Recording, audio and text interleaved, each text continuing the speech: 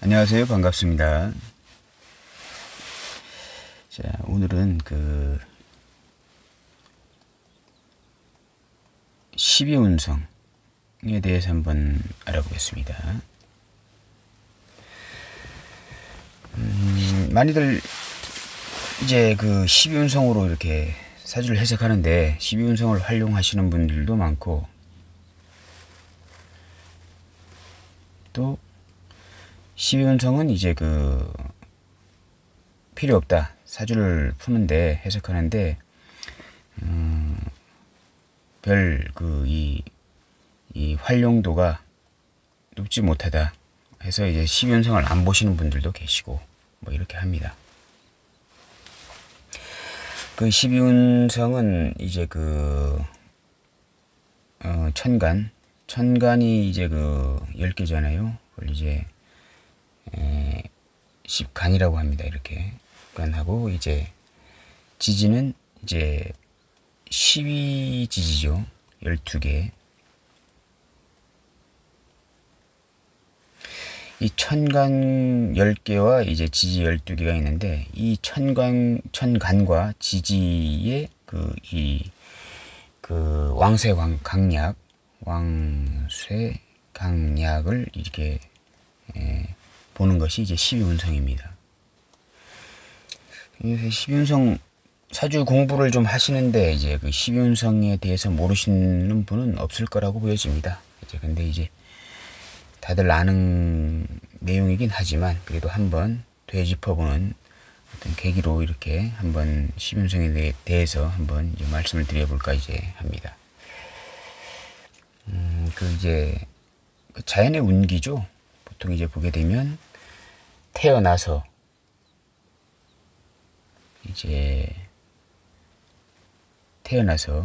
장생이죠. 이렇게 이제 생성이 돼서 이제 발전을 하게 되고, 그 다음에 이제 발전을 하다 보게 되면 이제 쇠퇴의 길을 걷게 되고, 그 다음에 이제 소멸되는 이러한 운기의 이제 진행 방향이나 속도에 따라서 이제 운의 시기를 따지는 게 바로 이제 12운성이 되겠습니다.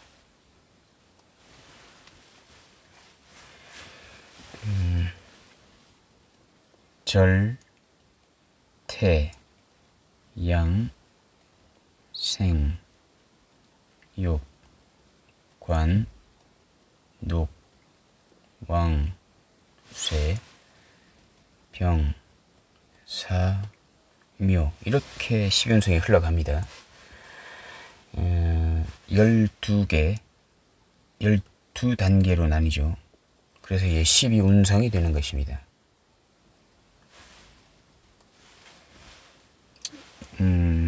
자강 이석영 선생님도 이 12운성과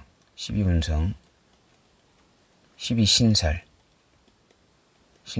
사주를 해석하는데 상당히 활용을 많이 하신 분으로 알려져 있습니다.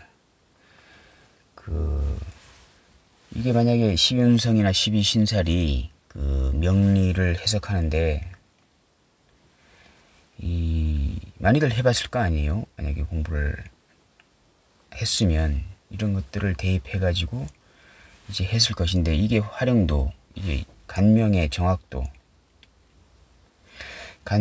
정확도를 봤을 때 이게 정확한 부분이 많으니까 이 12운성이나 12운성을 대입했을 것이지, 이 정확도가 낮으면 분명히 이 12운성이나 12신살은 벌써 사라졌을 것이다 라고 이렇게 생각이 됩니다.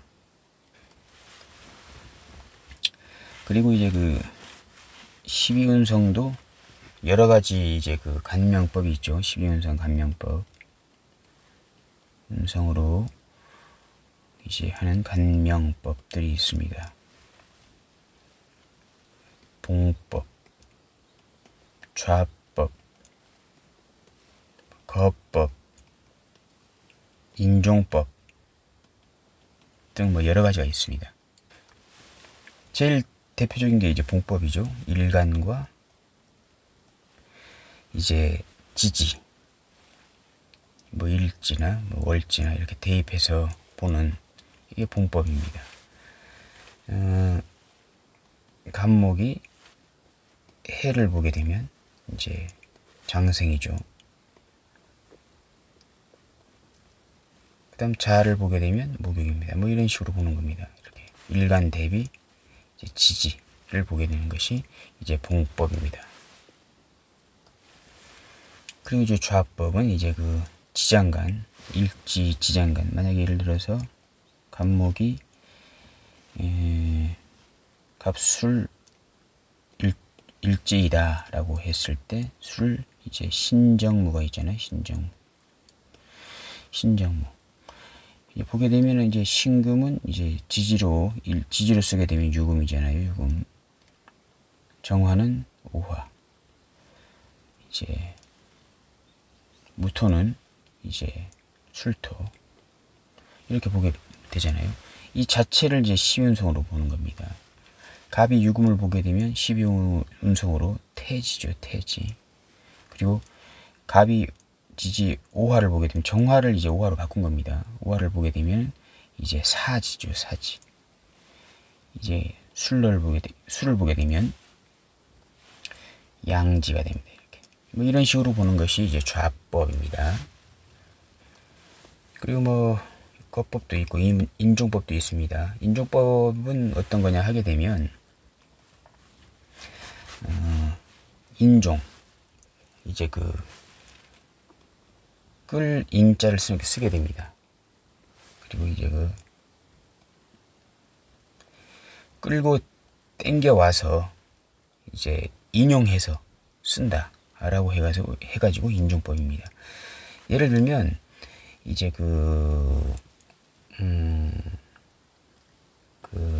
만약 간목이다라고 했을 때 여기 해월의 간목이다라고 이렇게 했을 때 이제 여기는 이제 월지는 해월이긴 합니다만은 여기에 없는 글자들 있지 않습니까? 12개가 다 없지 않습니까? 자축인묘 진사오미 신유술 해 중에 해만 있고 나머지는 없습니다. 자수도 있을 수 있고 유금도 있을 수 있고 뭐 이런 것들을 이제 있다라고 가정해서 이렇게 하는 것입니다. 부모궁에 이제 이런 식으로 하게 되면 월지가 해월이다 라고 하게 되면 일단은 편인 장생격입니다. 장생격 이잖아요. 장생입니다. 장생. 월지가 장생이다. 일단 월지가 장생인 분들은 일단은 기본적으로 부모의 덕이 있을 확률이 일단 높습니다. 왜냐면 간목은 이 해월이 간목을 키워주는 역할을 하거든요. 그래서 이제 12운성으로 장생입니다.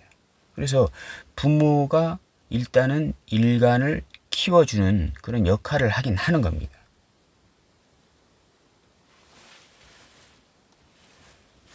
근데 만약에 예를 들어서 뭐 부모궁에서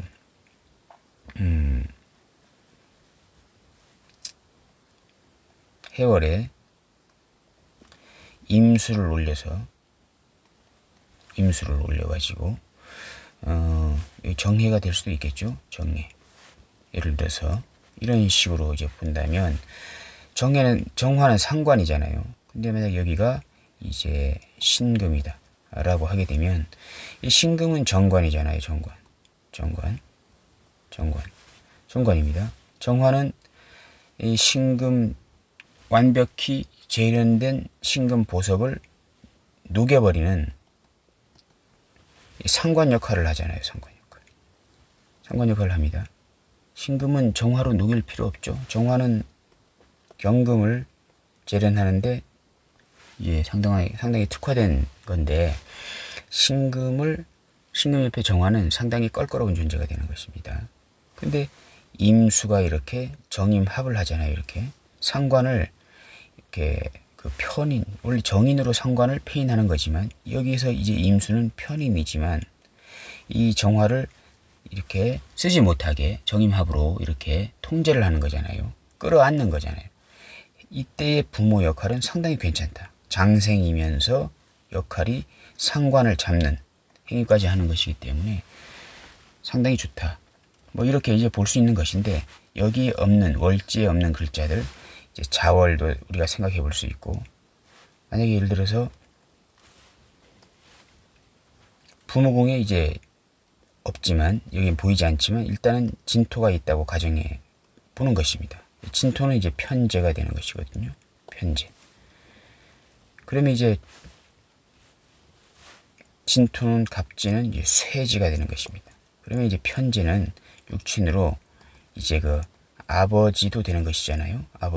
아버지 역할이 이제 쇠지이면서, 진토 쇠지이면서 진을계무이기 때문에 어떠한 그 비겁제의 논리도 들어간 아버지, 뭐 이렇게 해가지고 이 없는 글자를 끌고 와서 이렇게 12운성으로 활용하는 이런 것들이 이제 인종법이 이제 되는 것입니다.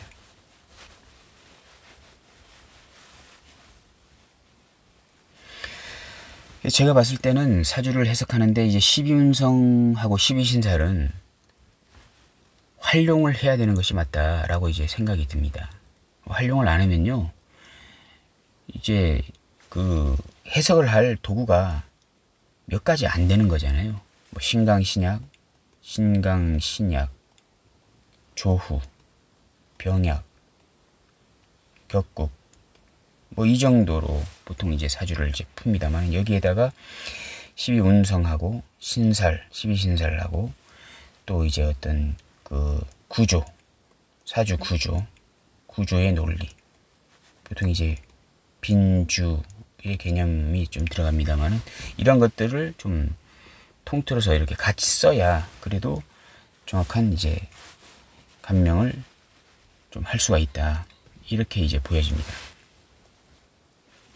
오늘은 그 12운성에 대해서 간단히 말씀드려 보았습니다. 다음 시간에는 이제 12운성 이제 그 하나하나 12가지의 어떤 성격이나 형태에 대해서 한번 알아보는 시간을 갖도록 하겠습니다. 감사합니다.